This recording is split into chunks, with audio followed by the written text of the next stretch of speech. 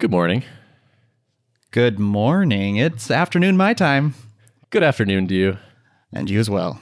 How's it going? It's going well. We're in a new year. I haven't talked to you since last year. I know. Are you having a good year so far? Yeah, it's been pretty good. Really. Yeah. Nice. It looks like a new year, new you right now. How are you in a t-shirt? Don't you live in Minnesota?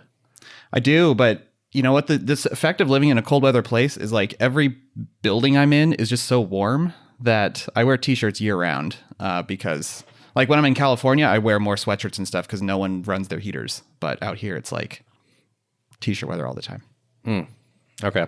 You know, we've been talking a little bit, but I feel like we should intro our third here. Yeah, let's do it. All right. So there's this joke that's been going on AOP for a little while now, which is how long does it take before we mention Steve Schoger and Adam Wathan? And so we're thinking, you know, maybe we should just do it right off the bat and also maybe just have at least one of them come on. And so we did. Heck yeah. Hey Adam. Hey guys. Thanks for having me on the show again. Oh yeah. Yep. I like repeat guests. You and I were just talking about this the other day. It's like, why establish a whole new rapport when you can just have the same... Just get that over with once tired. And then just milk that guest for all it's worth. That's right. Welcome to our game plan. So I'm going to assume people basically know who you are. You're a guy on the internet. You make stuff. You're independent. You just released a course called Refactoring UI, which I suspect people are familiar with. You are someone that I have looked to for inspiration and guidance and all that when it comes to how do you make courses on the internet and sell them to people and make good stuff and care about the details and all that. And I figured this would be a good time while everything is still fresh in your mind to take a trip down memory lane and like go through and get maybe like kind of obnoxiously into the details about this course and how it went and how you promoted it and all that, and use it as maybe not a blueprint, but at least some inspiration for people. Yeah, that sounds good to me. Cool. So where do you want to start? Let's start at what was the conception of this idea originally? Like, did you set out and say like, I'm going to make a course that looks like this, or was it more organic than that? Me and Steve sort of started talking about the idea of him doing a book I guess not last year, but now 2 years ago. So 2017, around maybe like the spring, March, April sort of time. Me and him were already buddies. He'd kind of seen like some of the success that I had with some of the other product launches that I had done. And he was kind of like, man, like I'd kind of like to get out of regular working and do something like that. I wonder if I could do like a design book or something like that. So that idea was just kind of like planted, and I kind of talked to him about how I think he should go about making sure that that actually works out, which basically is you need to start building an audience and start to build some authority on this topic so people actually want to learn from you, right? And want to buy stuff from you versus anybody else. And I said, you know, like the best way to do that, that's worked for me, is just to be genuinely helpful on the internet and put out great free content and try to help people. Yeah. So you touched on something I just want to spend a moment on, which is that people aren't 100% rational purchasers of goods. Like they like buying things from people that they know and like more than just like choosing the best product period overall. I think there's a little bit of that. And then I think there's just a little bit of, it's easier to buy something from someone who has sort of earned your trust over a long period of time. Like you trust that the content is going to be good because they've already delivered on so much good stuff. Whereas if John Doe puts out a course and you happen to stumble upon the landing page, that person has a lot more work to do in terms of convincing you that they understand your needs and that they're going to give you the exact content you want in the best possible way, when the only point of contact they have with you is like this landing page. You know what I mean? Versus building up goodwill and trust with you for multiple years. Mm-hmm. So when you started talking to Steve about this, when did you make the transition to like, maybe I'll help you with this and we should split it in a certain way? We didn't really make the decision to like do a full-on partnership on it until like March of 2018. I think we were out for lunch one day and we were kind of just talking about it, and he was talking about how he was thinking about trying to get the wheels turning on actually putting together some sort of product. We had just been collaborating so much to that point on everything, like all of the design tips, tweets and stuff. Like a lot of them were my idea originally. A lot of them were Steve's idea originally, but we were always collaborating on figuring out like, okay, like how do you frame this information in a way that someone who thinks like a developer like me is going to see it and be like, yes, I get that. I know how to apply that to my own stuff. And kind of what we learned kind of working together, learned is the wrong word, but like when Steve was like talking about doing it himself, he was kind of pitching me on like some ideas for how he wanted to structure it and stuff. And I kept having to say like, you're trying to write a book for designers. Like, like he was thinking, okay, well, I'm going to have this section on like typography, then like a section on like color theory, and it's going to talk about this sort of thing. And it was a bit of an educational process for him because he's a designer. He thinks like a designer. He cares about the things a designer cares about.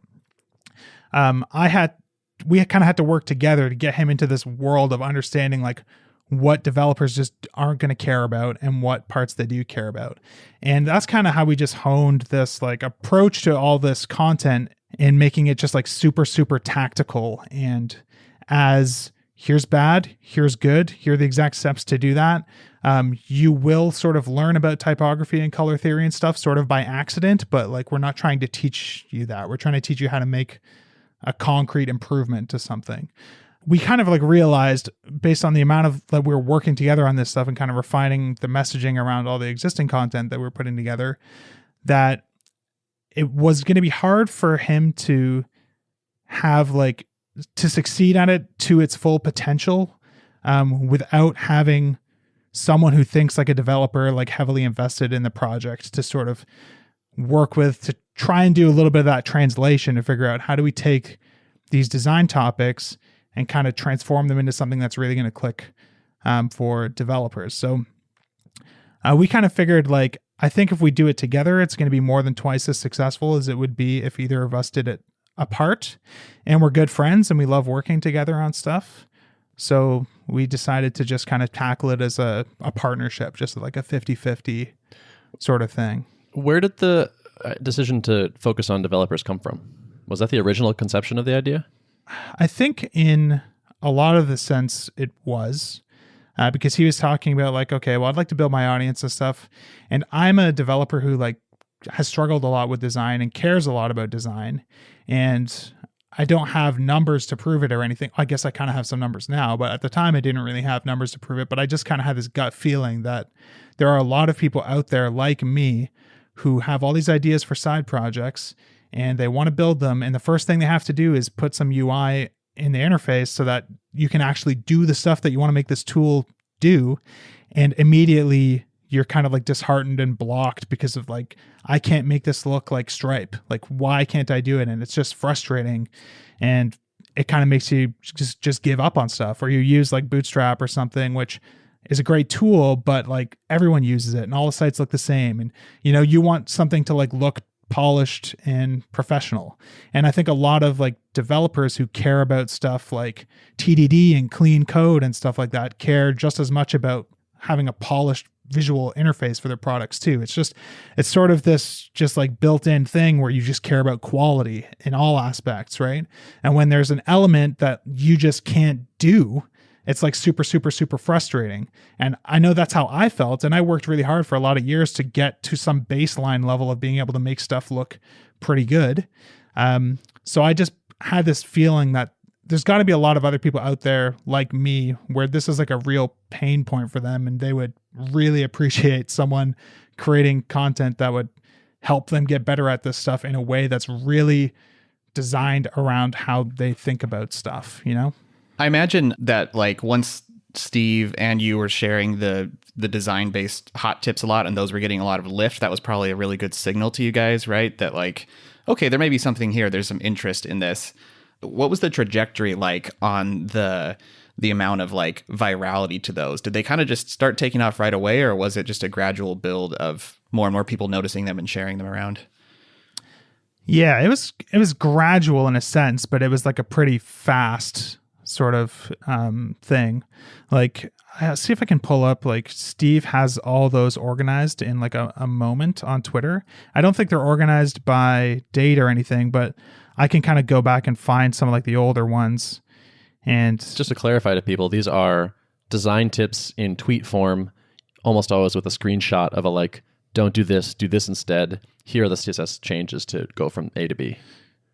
Yeah, and the CSS stuff wasn't necessarily like the main value proposition, but yeah, we always try to annotate it with information that would be helpful to someone designing for the web, right? And that was always like our context of, okay, someone wants to know how to make this shadow. Well, we could show like a screenshot of the Photoshop shadows panel, but developers aren't using Photoshop, they're using CSS. So so just kind of looking back here, I can see like there's some from like June of 2017 where we got like 49 retweets and like 750 likes, that sort of thing, which at the time was like, whoa, that's huge.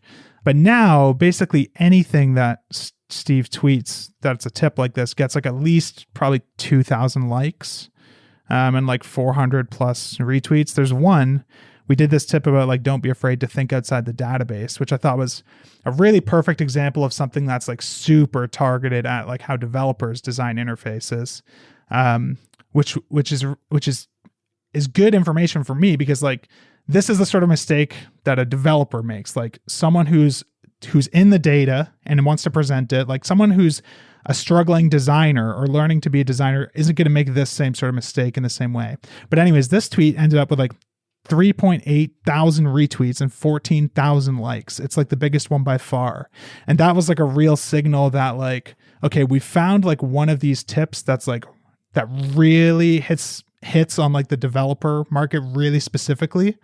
And that's the one that took off the most. So, that was just some good validation for like, yeah, like there is opportunity to try and help this specific group of people in a specific way that's really tailored to how they think about things and the sorts of problems that they run into based on the way that they work. Yeah. So Steve's original thing was like, hey, I think I might want to make a product that talks about the kind of things that you and I are talking about, which is how to do design well as a developer. And then the real first step was start building an audience. Start doing useful stuff for strangers on the internet. Like these tweets are free. I don't even think they had like promo for an eventual course. It was just like, here's a useful nugget of information. For the longest time, they weren't even like, they didn't even have like any sort of branding on them to like tie them back to where the image initially came from or anything. Like we sort of improved them slowly over time in that sense. So now like they're a lot more consistent in terms of how they're styled and stuff. And you can kind of see, yeah, that's a refactoring UI tip. But at first everything was just kind of one-off, you know what I mean? As we were trying to figure out what's the best format and way to do this stuff. I imagine that's the biggest lesson we'll take away from here that people have probably already heard us say, but is that you started with the audience. Like you didn't start like... That's absolutely like the most important thing, right? Like Steve had a product that he released before this Heroicons product, which is a really cool set of like larger icons, like the sort of icons you have in like the features section of a marketing page. And he did like a really good job at making them like really easy to customize with CSS. So you could change the colors of different elements of the icons and stuff, which was really cool. And he kind of launched that in sort of the, I have an idea for a product, I'm going to make the product, I'm going to launch it sort of way, see what the market says.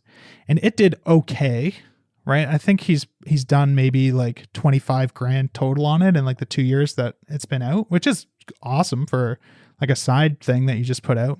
But it didn't have like a huge launch day or anything, right? Like he maybe made like 8 grand on the first day or something. And that was after he had been building his audience a little bit. Like he had put out a couple of these tips and stuff, but he hadn't really built it to the magnitude that we were able to kind of grow it to before we launched the book. Yeah. You're on his Twitter right now. How many followers does Steve at these days?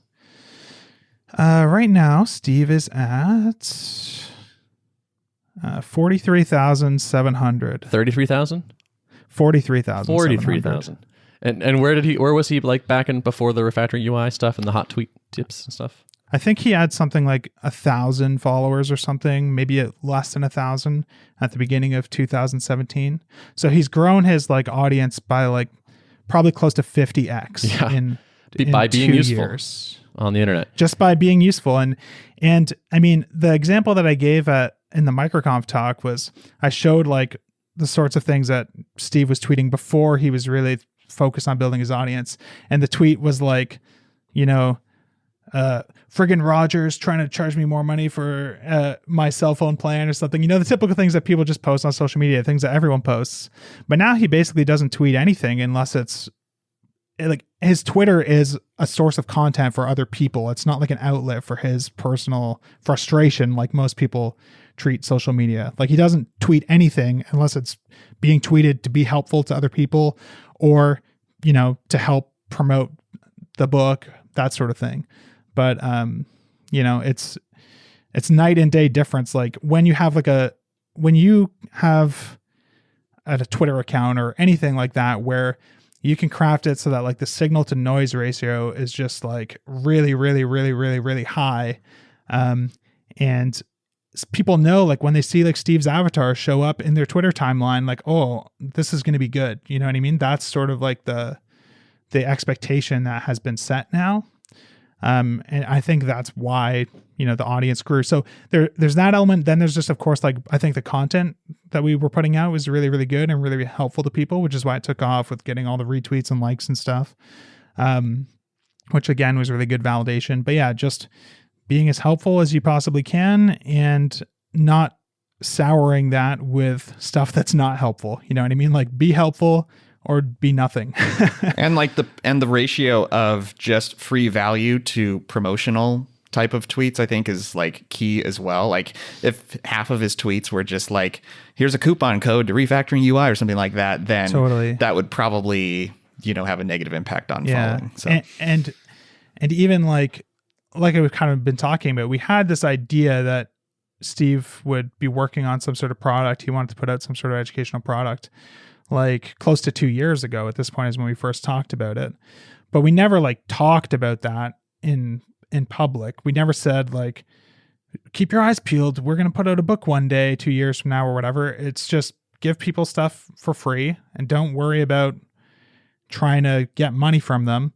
And then once the audience is there and people are asking you to put together something because they want to repay you for all the value that you've created for them, then, you know, put the work in and put something out and put it out there. So in some ways it's kind of like, I can't decide if I feel like awkward about the fact that it's like, okay, in some ways it was a bit strategic, right? Like we knew we wanted to do a product eventually. It's not like it was like totally selfless from the beginning. It's not like we're just going to create free content forever and ever and ever. And we're just such wonderful and nice people that all we want to do is help people for free or whatever.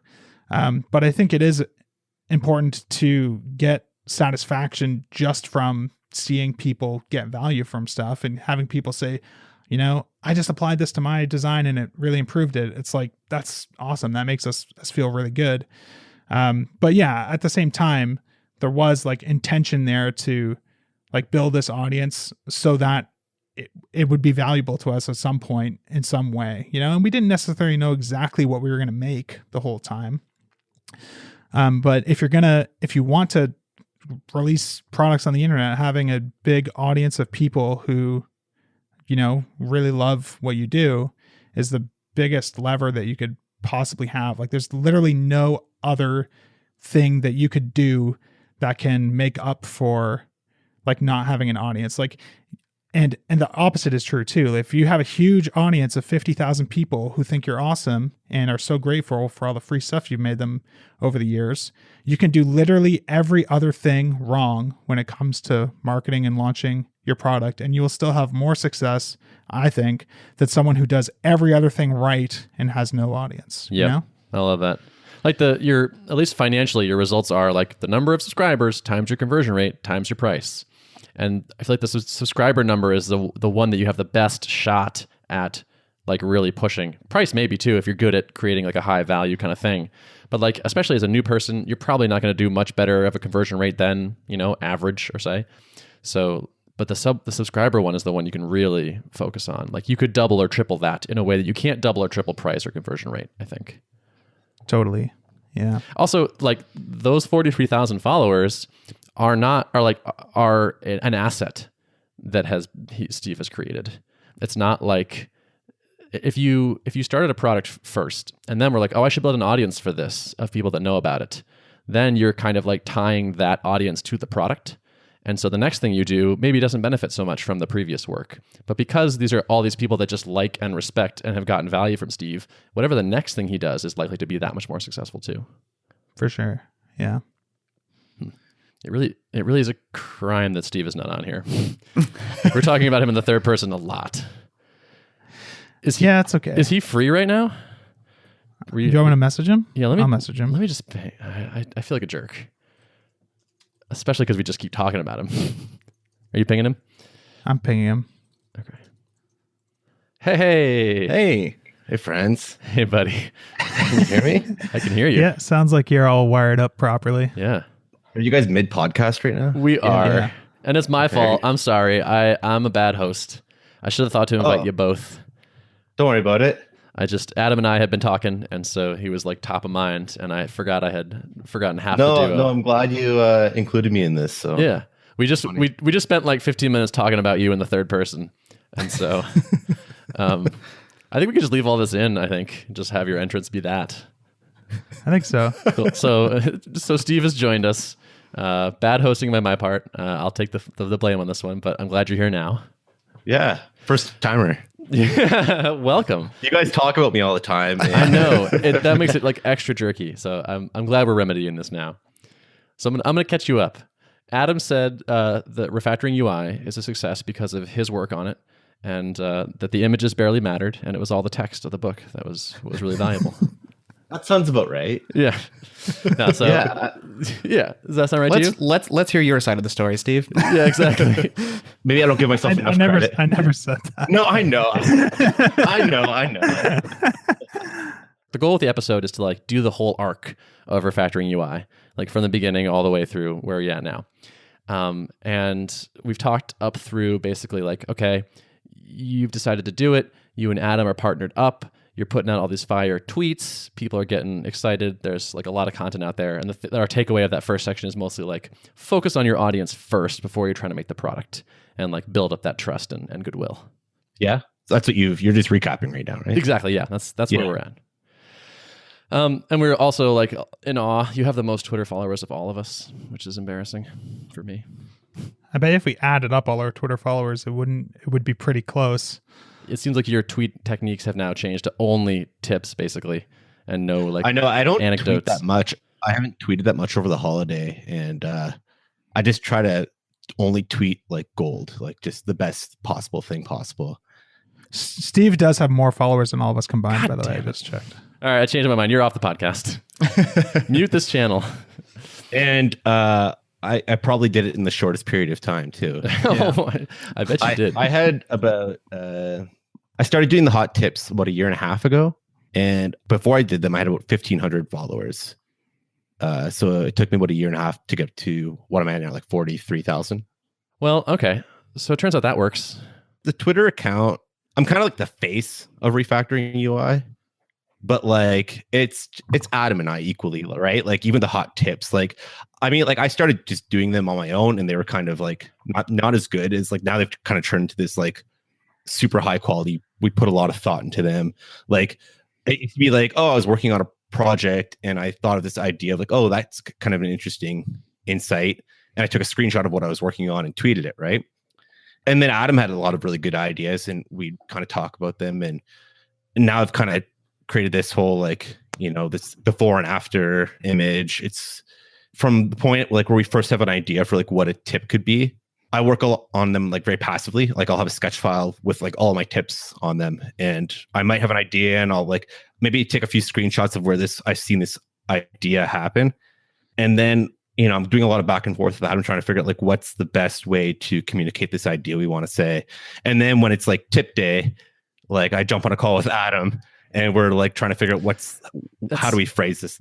That's so interesting. Like they come off so they come off like a thing you just dashed together. You're like, I was working on this thing and I happen to notice like this one concept, and they feel like conversational and like it came together very easily, but it's clear that's not quite the case.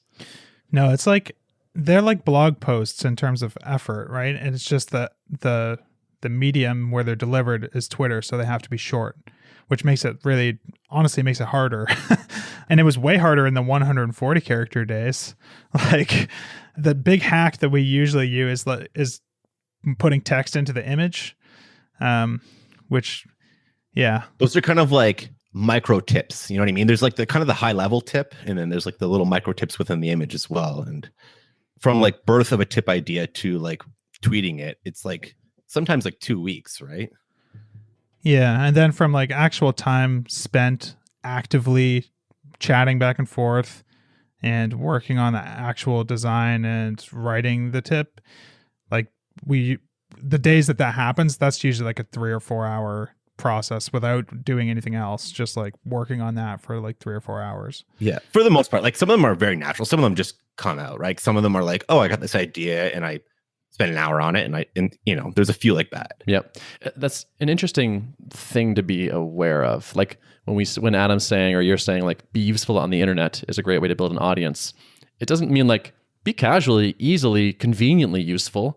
It's like put a lot of work into being useful. Like the reason a thing gets thousands of retweets is because it is resonating and it's really good. Like if you're doing this like, oh, I'm putting out content, but it's not really working, it's probably not good enough. It's probably not putting hours and hours into each little detail like you guys were doing. Yeah. Yeah. Yeah. Yep.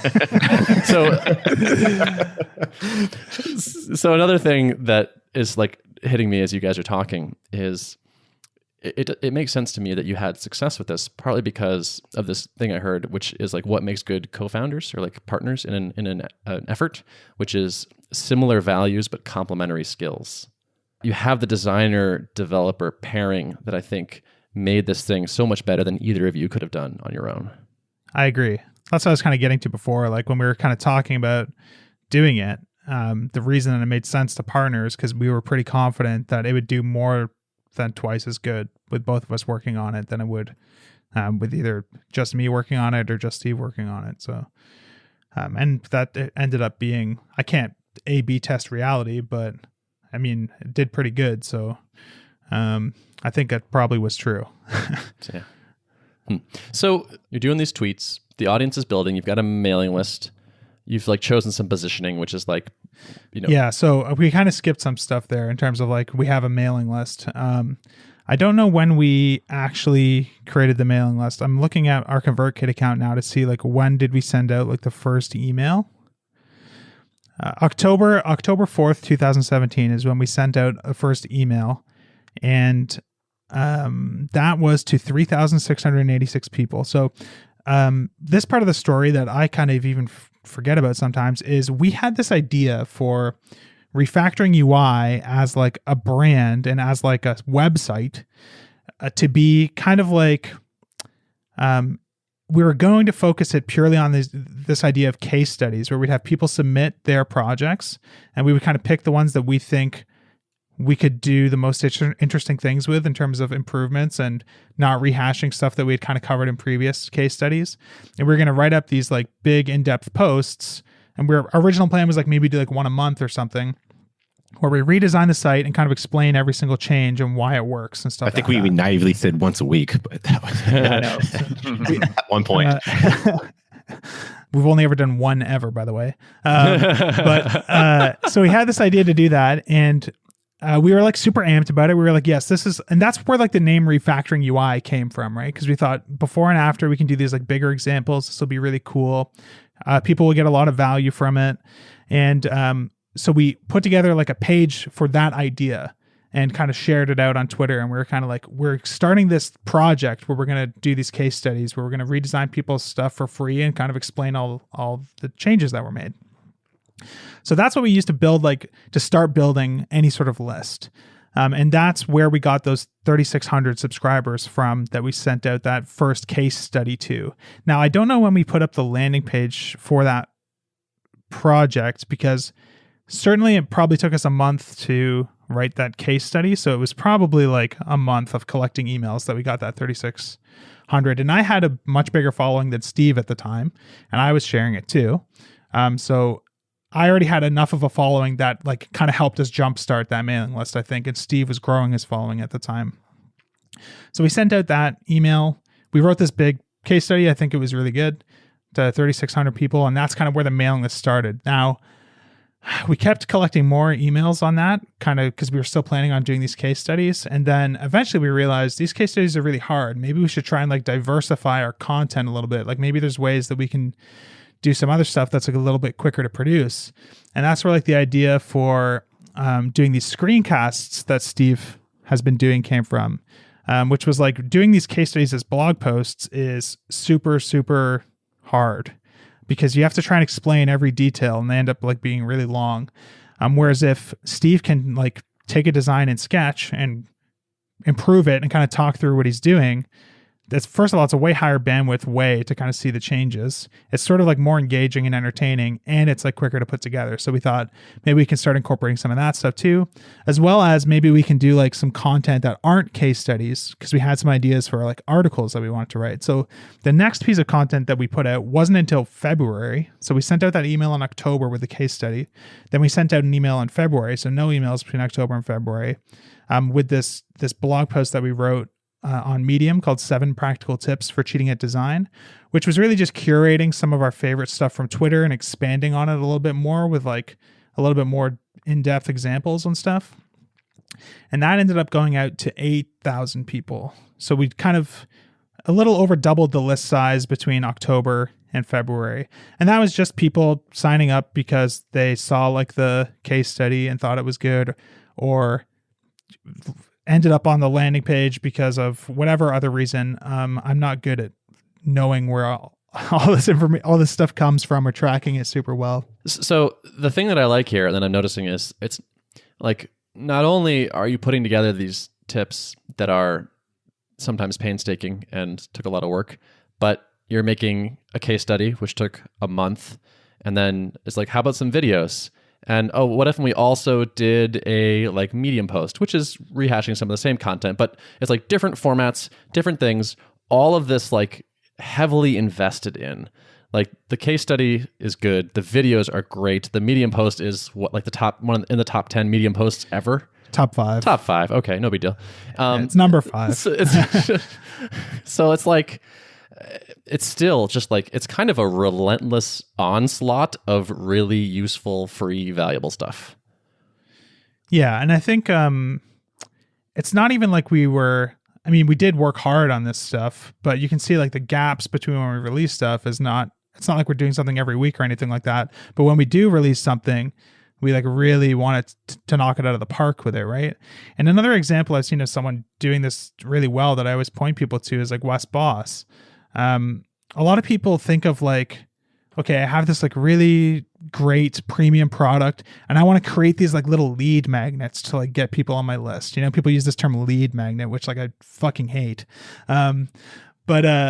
Yeah, so people make these kind of like crappier little things to try and like attract people to their stuff. What Wes does is he just makes courses and they're all equally in depth and equal quality, but it's like a coin toss whether this one's going to be free or this one's going to be paid.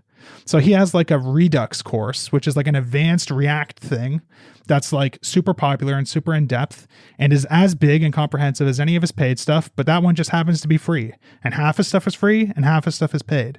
And there's no like making little hook people in cheap, crappy content. It's like make everything awesome and make some of it free and some of it paid. Like it's simpler that way too, I think. But and that's why his email list is 6 figures and not 4. Yeah, huge. Yeah, I love it. It's just that like more wood behind fewer arrows idea. I love like make a couple really good things as opposed to another junky. You know, enter your email here for my PDF lead magnet thing for 5 more tips for how to whatever. Yeah. And I think that was kind of like one of the cool things about what we were able to do is one thing I'm really proud of with like our list is that We didn't really like grow it by like promising people exclusive stuff that they had to sign up to the list to get. Like you do need to do that a little bit, but when you don't, it feels really good that like we were able to build a pretty big list just from people being like, I could find this content on Medium. I could just subscribe to Steve's YouTube channel. I could just see you post this case study on Twitter when you're done. But I liked it enough that I would actually like to get it to my email, even though that's not the only way that I could find it. So here's my email address, you know? And I think that, again, that just comes from the quality focus. Totally. And like there's that risk in your head, like there's that like default reluctance to give someone your email.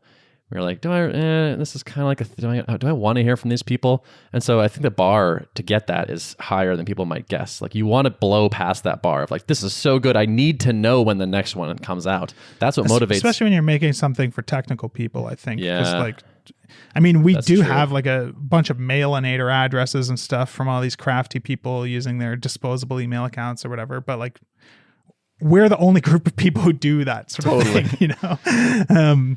Right. So yeah. I would say it's a much bigger feat to get a bunch of developers to hand over their email address.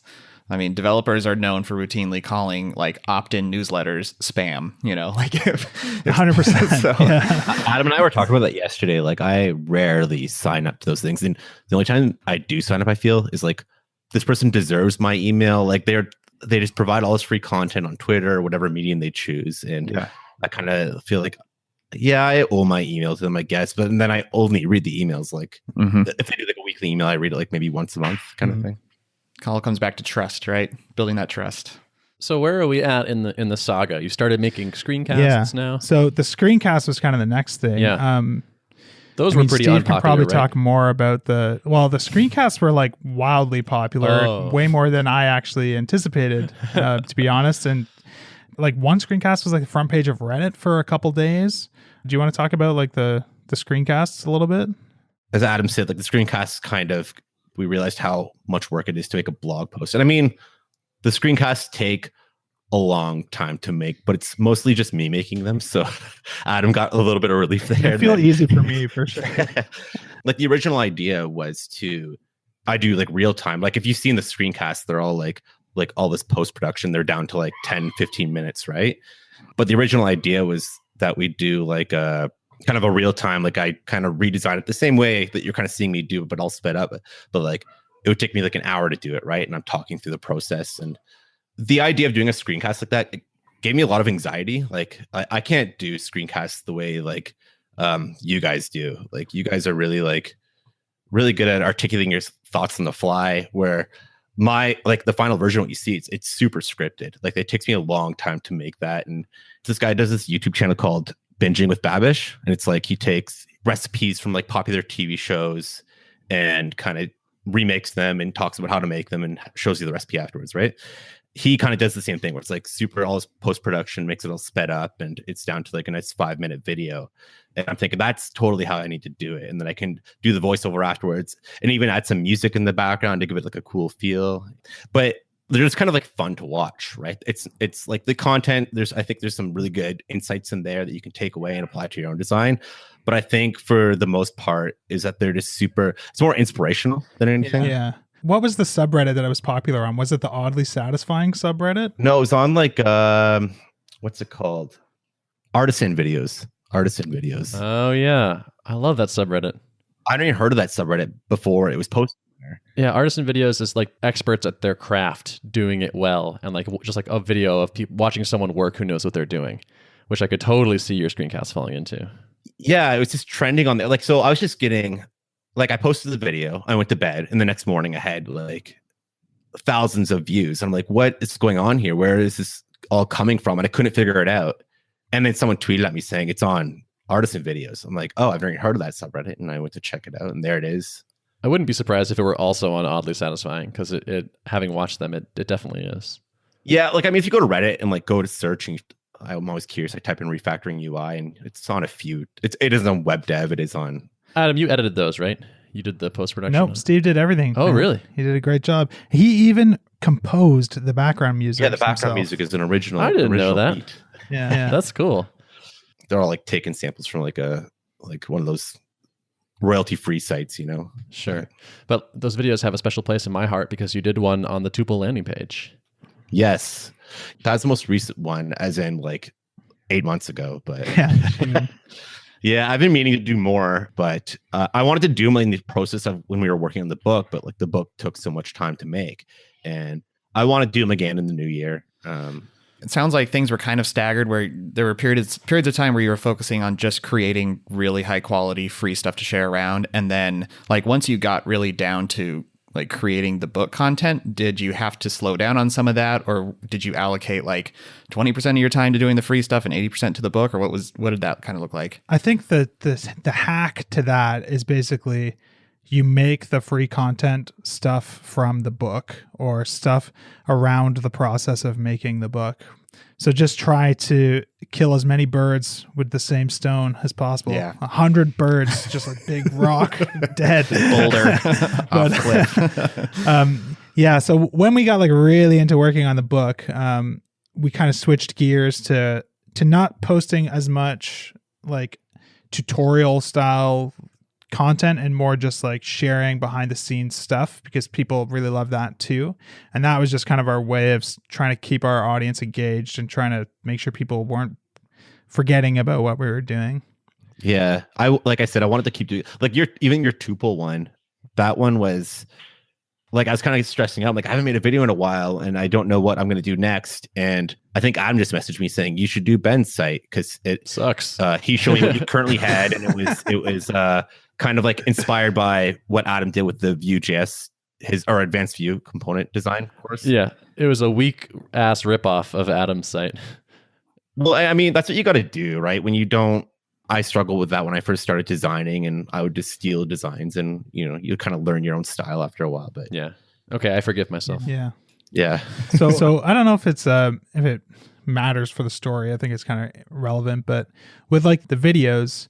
So in terms of like our mailing list, after we put out that blog post, that Medium blog post that did really well, the next thing was just sending out the videos as Steve did them. So he actually did the first 3 like in pretty rapid succession. So we actually sent out 3 emails in April with the first 3 videos, and that started to grow the mailing list a lot too.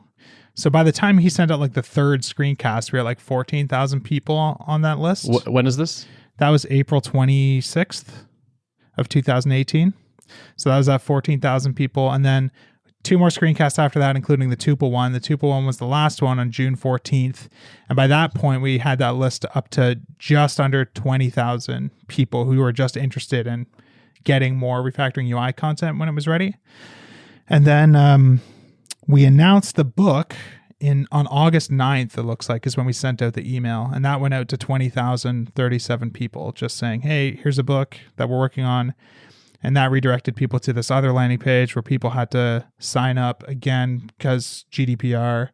Then the saga of creating and kind of pre-marketing the book directly sort of begun. When we do email, we say on Twitter we're sending out an email. I feel like from when we send an email out to like after we send the email out, we get like 5,000 new subscribers within that period, because it's just like people start sharing the content of the email elsewhere on the internet. And yeah, that was like a tip that I mentioned during my MicroConf talk that I think has really worked well for me with all my product launches is when you're going to, if you're like, one of the hardest things about like growing an email list, when you, especially like in our case, we were able to grow this list just because people wanted to get the new content for a long time. And this was kind of the first product launch I've done where I've had a list like that. Every other product launch I've done, there was no list until I announced that I was working on a product, and the list served purely to collect people who were interested in the product, right? Like my audience that I'd be announcing that stuff to existed only in my other channels, like Twitter. It would be my main one. So with this one, we were able to build up a big list before that, which was cool. But usually when you announce a product, you get a lot of signups for people interested in the first couple of days. And then like you stop getting signups completely. So you have to figure out a way to like get people to keep signing up. And one of the simplest ways to do that, that's worked for me, is anytime I'm going to send out an update to my list about progress on the thing that I'm working on, I pre-announce that I'm sending that update through my other channels. So I'll always post on Twitter a couple hours before I'm going to send out an email, sometimes even a day before, being like, sending out an update tomorrow with this free content, or that includes the table of contents, or that has this behind the scenes details, whatever. And that'll kind of drive people to the landing page and get more people to sign up, because you're letting them know in advance that there's interesting content that if they're interested, they have to go there to get it, sort of thing. Does that ever backfire and you get people being like, oh, I missed this. Can I get the email? Always, every single time. Yeah. So what do you do? So I just DM people on Twitter with like the shareable link to like the ConvertKit email. So I have sent it out twice in the past. Like there's an example here where I sent one out on September 13th with the first sample chapter, and there was all these people who were like, I didn't sign up till after, I really want the chapter, how do I get it? So I created a segment in ConvertKit for people who signed up after I sent the first broadcast email. One of the problems we had was like because we had 2 mailing lists at this point now. Yeah, that was an annoyance. We had the book email list, and we had just the general refactoring UI updates mail list. Yeah. And people thought when they signed up for the general updates, they were getting the book updates as well. And so there's some confusion there. Yeah. So I think in hindsight, I don't know how, I don't really know what we should have done, but what kind of sucks is like, technically, if someone signs up saying they want to get emails about free content, I'm not really allowed to send them emails about book updates because they didn't consent to that. You know what I mean? Like that's like the new GDPR rules. Now I barely care because like about it from a legal standpoint, because like we exist in Canada, but I do still kind of care about it from just like they signed up for X and it's kind of annoying that I'm spamming them with Y sort of thing, right? But it did create a bunch of confusion with people who would go to refactoringui.com instead of refactoringui.com/book and sign up. And then they wouldn't get the emails because we were just segmenting just to people who signed up on the other landing page. So what we did, right, is we created this landing page for the book, drove a bunch of people there. It's kind of silly because like we weren't even leveraging our existing list with like the updates. We built this list. The only way that we were able to leverage it initially is we sent out an email to them saying, we're writing a book. If you're interested in getting updates on the book, just click this link. And then we would tag them in ConvertKit so that I felt like comfortable sending them updates about something, because I actually opted in. So like when we sent out the email saying we're writing a book, that went out to 20,000 people. But the first email that we sent out that was like an update on the progress of the book, that only went out to 7,400 people because I didn't send it to their other list as well. But it was still really valuable for us to have that other list to ask people to opt into the book. And then when the book was actually available, I didn't feel bad about just sending one email saying, hey, by the way, we did just finish that book we were talking about. We didn't bother you the whole time we were working on it, but if you are interested, here it is. So when we sent out that email, we were able to send it to, a large number of people. So, got it. Yeah. Okay, so I want to maybe push a little bit further on in the history into when you decided to expand past the scope of the book and add additional stuff to it. So that was kind of like a decision from the beginning.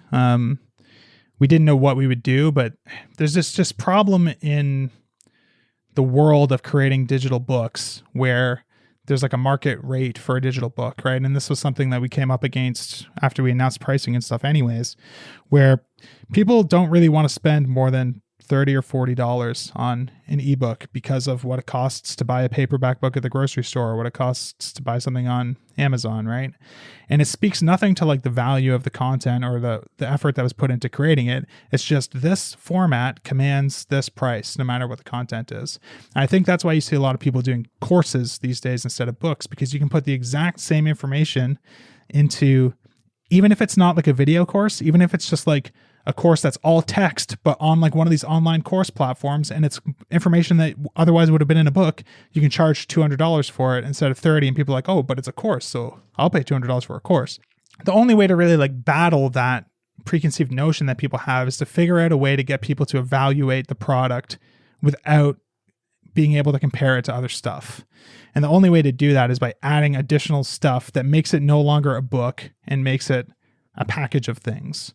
So if you can add videos, if you can add, like we had a bunch of ideas for interesting, what I think are really valuable additional resources that we created, but we are trying to make something that's worth our while to make, right? Like something that's actually going to be worth all this investment that we put in over like 2 years trying to build this audience and stuff. So just putting together like a $19 ebook, is not going to cut it, especially when you have to like split that between two people, because you have no idea how successful it's going to be, right? Like for a lot of these info product launches, if you sell like 500 copies on the first day, like that's really, really, really good. And if we sold 500 copies of something that was $29, that would be $14,000 that we both have to split. And that's going to be the biggest day of sales we ever get. And yeah, like $14,000 is a cool amount of money, but it's not really a great amount of money for 2 years of work, especially like when Steve quits his consulting jobs for 3 months to work on it full time, making no income, so we can try and get the thing done by the time we want to get it done. So the only way for us to make sure that like that there's going to be enough of an ROI for it to be worth it for us is to figure out a way to drive the average revenue per customer up to like $100 or more, you know? Mm-hmm. Yeah, and this is that, like, getting back to that equation that I shared earlier, like subscribers times conversion rate times price. Yeah, exactly. So you focused on the subscribers, but if you had whiffed on price and like we're like, well, an ebook costs $29, so there we go, that's our price point, you would have not done quite as well. Totally. Yeah, so we decided, we kind of hummed and hawed over what we were going to do. For my first product, I did like 3 tiers where it was like a book, then a book plus videos, then a book plus videos plus additional content. And that's kind of a strategy I picked up from Nathan Barry. He kind of had a really good blog post that was actually on Jason Cohen's blog as like a guest post, kind of talking about his approach to pricing tiers for info products. So we thought about doing that. And then the more we thought about it, it was kind of like, do we think most people are going to be happy to pay more and get more? If so, like, why even create like some really cheap thing? Why not just have the thing that's like $150? That's more money. If we think people are going to be happy to pay it, then, you know, what's the point in like offering like cheaper and less comprehensive versions of it? You know, I think tiering makes a lot of sense when you're trying to like tier up. When it's like, I have this thing, this is the core product. There are some people who are going to be willing to pay me more, so I should give them the opportunity to pay more by maybe adding in a coaching call or, you know, whatever as like an additional tier. But for us, we kind of saw like the core product as being this thing that had all the additional resources in the videos because they're all really complemented each other. And it was like, do we really want to like strip things out of what we see as the core product to offer cheaper versions? Like that kind of seems like backwards to what the actual mindset is when you're trying to do this price tiering, where you're really trying to give people the opportunity to pay you more, not give people the opportunity to pay you less. So eventually we decided, let's just do it really, really, really simple and just charge one price for one tier, and just make it a bit of a higher price. So instead of having maybe like a $50 tier, $100 tier, and like a $200 tier, we decided why don't we just take what we would have put in like a $200 tier and just offer it at like $150. So maybe the people that would have paid $99 are still willing to sort of come up, and people who only wanted to spend $49 or whatever, like if we lose some of those people, it's the math is probably going to work out where it's still better for us to do it this way, you know? So how do people respond to having one price point? People were unhappy. So we had a lot of complaints, and that was really stressful for us. So, I mean, at this point, we had basically finished the content. We were up to like 4 a.m, like the last 3 nights, trying to get everything done. And we sent out this email like 2 days before when we were going to launch it. It's kind of how I've always done it. Like, I send out an email 2 days before the actual launch that has all of the information, all the pricing, blah, blah, blah. Get people sort of like, give them the information so that when it's actually released, they don't have to make a decision. And then when we release it, we just send out a much simpler email that's just kind of like, hey, it's out now. Here's a link. Like all the information is on the landing page if you didn't read the other email or whatever. So we sent out that email on Sunday night, I think. We released it on a Tuesday and sent out that email on a Sunday. And there was just a lot of people complaining like $149 is way too much for a PDF. That's like what people were saying, which is true, but that's not what we were selling. So, you know what I mean? Like, yeah, not all PDFs are created equally, right? And it's not even that. It's just like, we had a bit of a problem where it's like the URL for the product is /book. The image in the hero is like a picture of a book, but what we actually created was a lot more than that. And we had to work really hard leading up to the actual launch to try and kind of communicate that and get people looking at it as what we actually wanted people to see it as, and not just as a book. But we still kind of we still struggled with people complaining about the price because they're thinking, I'm only paying for the book. Everything else has no value because I'm thinking of it as a book. And a lot of people complained. So we were really, really, really, really stressed about that, worried that it was going to like sabotage the whole launch. So we thought about it for a long time, tried to figure out like what we could do. And ultimately we decided to add a second tier that included a bunch less content, just to sort of try and make people happy. Because like with everything I've launched, I've always gotten backlash about pricing. There's always a couple people who complain, but most of the response you get from like that pricing information email, there's so many people who are replying like, I can't wait, right? They just want to buy it and they're excited. And it's like, that feels good. With this email, basically it was inverted. So there was like 95% of the emails we got were negative, and then there was like 5% of people who were excited, and that was like scary. How are you feeling at this point, Steve? I was the one getting all the emails too, so I was the one reading them off to Adam. Like, this is really bad, dude. I don't know what we got to do here. So, yeah, it was incredibly stressful. Furthermore, like I haven't slept for like 2 days at this point. Yeah, so you have like no ability. I had so much more work to do at this point, and I didn't have time to reply to these emails explaining like what you get, and so they kind of got left unanswered for a little bit there, and it was a very stressful time. Yes. Yeah, I remember talking to Adam during that. You messaged me something, and you were in a bad way. Yeah, man, it was rough. It was it sucks when you work so hard and bust your ass to like put something together that you've been trying to like, you've been basically building up to this point for like 2 years, and we make like what feels like one huge mistake that feels like it could have like blown the whole thing. And it's just a heartbreaking feeling. So we kind of just figured out, okay, well, let's do a second tier. It was tricky to even figure out like, how do we deal with this? Like, do we send out an email, say like, we're sorry, we screwed up the pricing.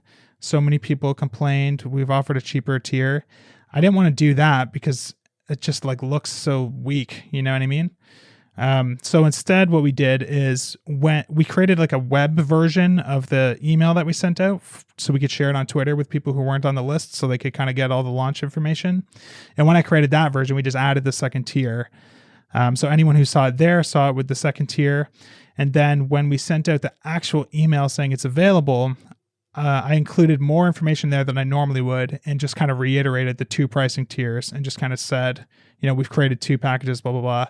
I didn't address the fact that like people had complained or anything like that because I don't think it's good to get kind of all caught up in that drama. I think it's just better to just kind of like address it, don't apologize, and just put it out there. And a lot of people responded saying like, thanks for doing this. Like a lot of people were saying on Twitter like, wow, it's so amazing how you guys responded to this problem and addressed it right away, blah, blah, blah, blah, blah. So people noticed and were happy about it, like the people who were kind of bummed. And I think ultimately at the end of the day, it was the right move in hindsight. Like even if people hadn't complained, I think probably it worked out better that we did it that way, and we probably just should have done it that way.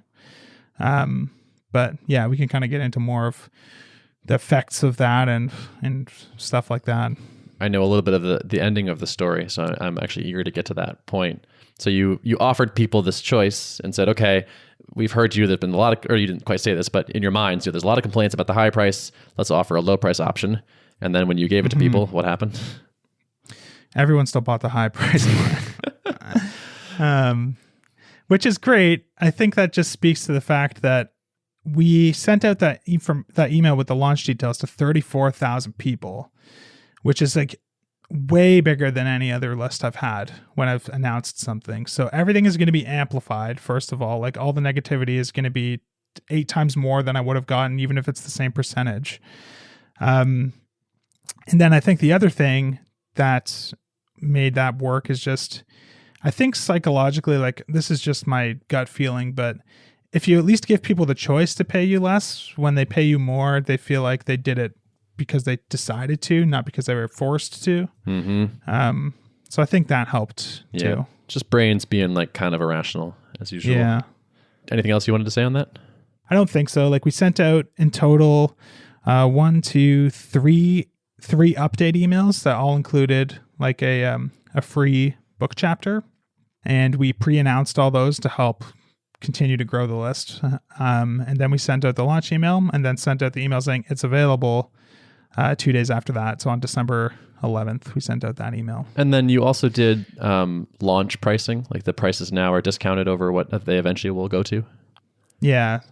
So we kind of set it up where the kind of big package, our regular price for that is going to be $249, and at launch it's $149, so it's discounted by like $100. And then for the cheaper package, that's going to be $99 regularly, but we offered it at $79 during the launch. So that was kind of like another, little tactic, I guess, to try and encourage people to splurge for the bigger package, is just making the discount more compelling there. A mistake I made with my very first product, I think, is I had launch pricing, but it was just like a percentage, and I just made it the same percentage for every tier.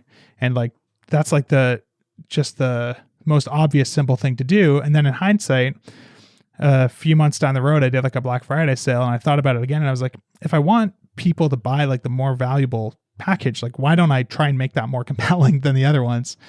So we tried to do that right up front on this one. Mm-hmm.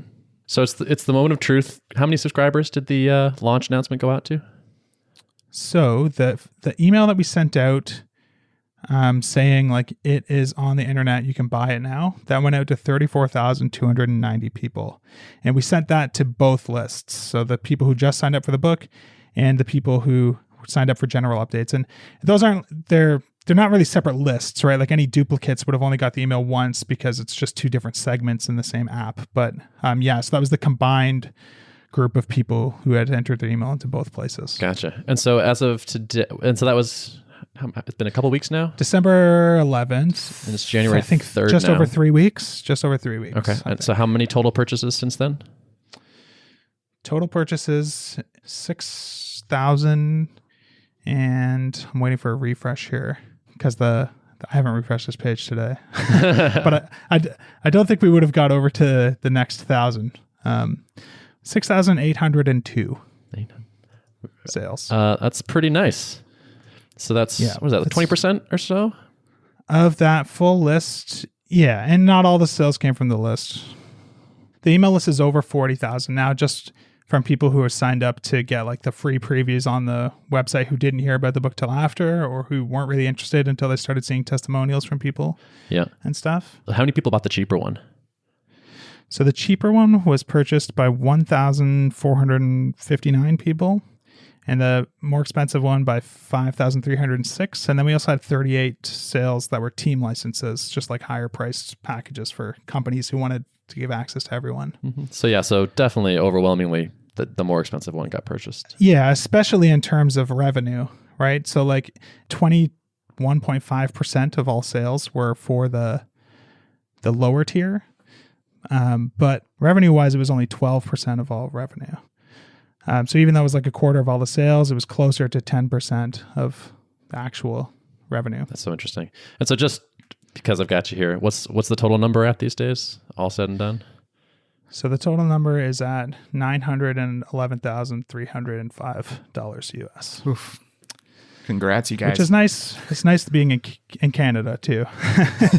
So, and the exchange rate is very much in our favor to sell U.S. products right now. That's beautiful. I mean, 2 years of work, a lot of time for sure, but still like pretty awesome. Congrats on that. It's wonderful. Still way, way, way, way exceeded our expectations, I think. And I think like the craziest part of the whole story that we didn't really talk about is what I always do with these products, and what we did with this one too, is we kind of did like a silent launch the night before, right? So we kind of just like get the website out there, make sure everything's working, kind of set up everything on Gumroad, make sure everything's good to go, kind of deploy it, and just let it sit overnight without telling a soul that it's live.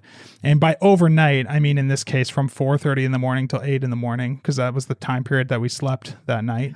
So I didn't sleep at all. Like there was just like, I was just so much excitement that I think I slept for 5 minutes. Yeah. So we deployed it at like 4:30, and we kind of stayed online on a call for about 15 minutes just to kind of see like, is anyone going to notice? Because people knew it was coming that day, right? So there were people like periodically checking. And I think we sold like 15 or 16 copies in that like 20-minute period before we went to bed. And we were like, oh, that's pretty cool. And We went to bed for 3.5 hours and we got up at 8 and checked again, and we had done $40,000 in sales without ever announcing to anyone that the book was even available. So that is the one memory that like I will never forget, I think, from this launch, was just like checking that like with Steve and just like being floored, because that's it's incredible number of just people refreshing the page waiting to see if it's there. You know what I mean? Yeah. But before you guys launched, I like every time you tweeted about some of the refactoring UI stuff, someone would include that Fry meme of like, shut up and take my money. Like every time. Yeah. Which again, like that's just, I mean, something I talked about in my microconf talk about this launching info product stuff too, is a lot of people say like the first step to validating like a product idea is to put up a landing page. And for me, I think that's actually like the very last step in validating like a product. Like with this book, we had sort of validated it for 2 years before we even put up a landing page. You know what I mean? And there was people tweeting, please tell me you're going to write a book. Please tell me you're going to write a book. Please tell me you're going to write a book, well before we ever told anyone that we were going to do it. So that was, of course, good. I don't think we even discussed writing a book before. Like, well, you had we talked about this closer at the beginning of the podcast, where you were kind of talking about doing one on your own, and like this was like a while ago before yeah, Adam was even involved. Like before I was even doing tips, I thought about doing a book, and yeah, I don't even know if that was like it would have been bad. yeah. So yeah, that's kind of where the story culminates, I guess. Just for one more interesting number, what was day one? So day one was $384,000, which is insanity. It's bananas. Like going into it, we kind of had like, we were optimistic that it was going to do really well until the pricing debacle. But even like my optimistic version in my head, I think Steve was more optimistic than me. He was like really excited, and my nature is to just like try and set my expectations low. But I was like, dude, like, remember, like my biggest launch I've ever done did 100,000 Canadian on the first day, which is like 82,000 US. So if we can do like 150,000 US on the first day, that would be an enormous launch. And then it did like more than double that. So yeah, pretty crazy for sure. So like after the initial shock of that wears off, like where you're at now, basically, like do those numbers, are you desensitized to those now? Like, I think we are desensitized to them a little bit. And some of that though, I think comes from, I don't know if Steve's as desensitized as me, maybe.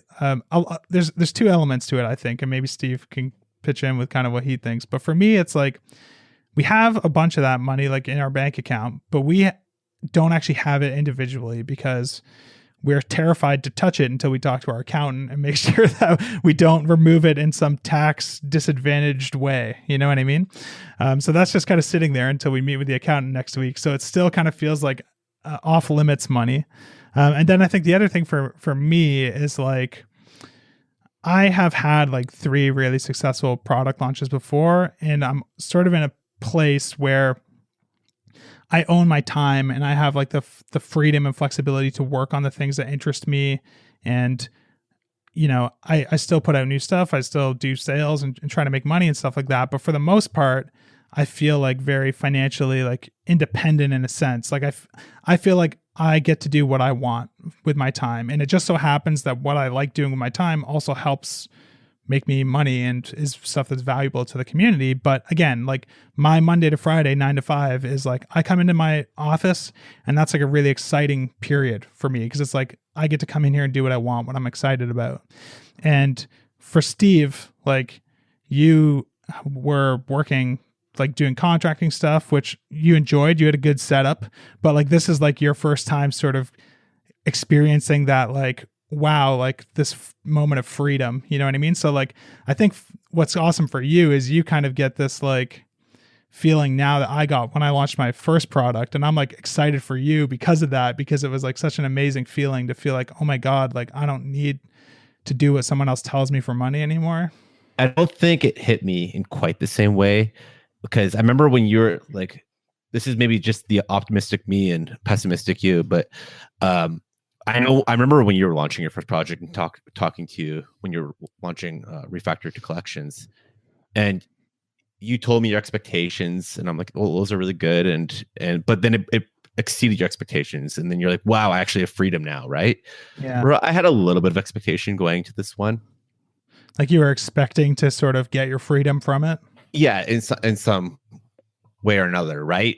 Not this much, but I had a little bit of expectation there. So it didn't hit me. I don't know if it hit me in quite the same way. And I don't even know if it's hit me yet. If it's kind of like this weird. Plus, the other thing is like I was off for 3 months working on this prior to. Like, I already had this. Yeah. You had sort of like this really slow transition. Whereas like for me, it was like I was working a job. I released the book. Then I got married literally the week after, went on my honeymoon. And the day I came back from my honeymoon, I quit my job.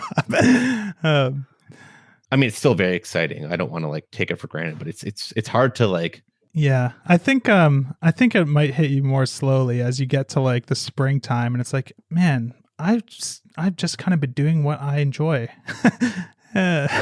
When we first started working on the project, we originally wanted to like launch it. We're like, well, we can start the book this day and get it done by this day, and that always got pushed back, right, until it ended up being released in December. But like I always pictured the moment being released in like summertime, and I'd go out and walk my dog, and I'd have this feeling of like, yes, I made it, right? But it was there's like snow on the ground, and I couldn't do, you know what I mean? And you're like dead tired, and there's like 500 support emails, and we took a break and went out for lunch that day, and that was a nice feeling. But that was like the only break for a couple. It's always more hard fought than you imagine, right? Like, or than it looks on the outside. It looks like, oh, they just assembled together all these hot tips and sold the thing and made a bunch of money. But like under the surface, it's always, there's a lot of work and a lot of late nights. And like Adam had that like time off freedom, but I was working a lot. Like where I'd work like my 8-hour day for, I was working with Titan and Taylor at the time. But then in the evenings I'd be working on the tips or working on something that's related to this project. So I was working long days, where Adam had like a nice, more condensed day. And the last 2 months of working on the book, I was doing like 12-hour days there. That was for a long time. Yeah, there was. When I was reading an early version of the book, I was like shocked at how many images there were, and like way too many. You were like, Adam's like, I'm working on the words, and Steve is doing the images, and it's like a chapter is like 200 words, and then like 8 different complex images. Yeah, it's like a picture book. Yeah. And Steve was illustrating. It's so funny, so dude. I was reading my daughter a book in the bath yesterday, and it's like this My First Words book or something, and there's 6 words in the book. It's like heart, star, house, turtle, something else, right? And I noticed for the first time, like on the back of the book after I finished reading it, that like they had the audacity to say author and then the person's name, and it just kind of made me feel like that's kind of me on this book. Although I feel like I did contribute a lot, but this project wouldn't be the same without Adam. It wouldn't be. Adam's like just far better articulating. Like we worked on the concepts together a lot, so like, but he's just far better articulating the ideas than I would be, and he brings that developer point of view that I can't bring to it. But the images, they killed me. They were like I probably got maybe a little too carried away. Like I would design entire UIs, like entire applications to communicate how to do a drop shadow. And for the longest time, like we really tried to avoid like reusing an example. Like if we came up with like some chat UI, we only wanted to use it to demonstrate like one point. We didn't want that to like reappear in another chapter. Because it just felt like being lazy. I think I designed a few airline companies, and I designed a few. Yeah. Eventually, we recycled something. Well, we got a little lazy, and it wasn't even lazy. It's like, well, like just like how creative can you be when you're making 250 images? There's right? more than that, but yeah. I think it's like 300 probably at the end. Wow. Yeah, that's brutal. Well, so Steve, you must be pretty okay at UIs these days. Yeah, I mean, I'm kind of like I just did the project with you, and I was So Steve I was kind of burnt out doing that. I'm sure. I felt horrible asking you. I felt horrible delivering it. I was like, Oh, good. Sorry, man. I'm so burnt out. This is bad timing. Like Steve and I had talked like months ago, like, hey, like, are you cool doing the tuple UI? He's like, yeah, totally. And then it was like, I know you just did a book where you designed like hundreds of UIs all at once, but we are launching pretty soon. Yeah. But I put it together and I don't know, it's better than what you had. I'll give you that. 100%. Yeah. I appreciate you fighting through the assured burnout. Yeah. I don't know. I can take a look at it again if you want. No, stop. It's great. It's great. I'm excited to put it together. All right. Well, that is Cool. This is the longest art of product by far, I think. So I think we got to wrap it. But that was great. That was exactly what I was hoping it would be. I wanted to get the full saga while it was fresh for you guys and capture all those details. I think people will find it super valuable. So I'm psyched that we did it. I appreciate you both being so open and honest with all that stuff. Thanks for having us.